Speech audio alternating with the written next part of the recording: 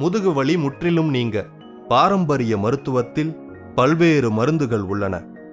அதில் இங்கு சிலவற்றை காண்போம். 3 கிராம் வெட்டிவேரின் புல்லை எடுத்து 2 கிராம் கற்கண்டு சேர்த்து நன்றாக அரைத்து 1 டம்ளர் பாலில் கலந்து குடித்து வர முதுகுவலி குறையும்.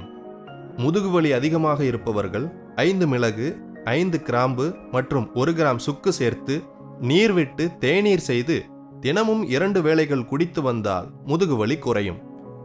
வெற்றிலைகளை எடுத்து சாறு பிழிந்து தேங்காய் எண்ணெயில் கலந்து வலி இருக்கும் இடத்தில் தடவி வந்தால் இடுப்பு வலி மற்றும் முதுகுவலி குறையும். வாத நாராயணன் இலைகளை எடுத்து விளக்கெண்ணெயில் வதக்கி முதுகில் வலி உள்ள இடத்தில் ஒத்தடம் கொடுத்தால் முதுகுவலி குறையும்.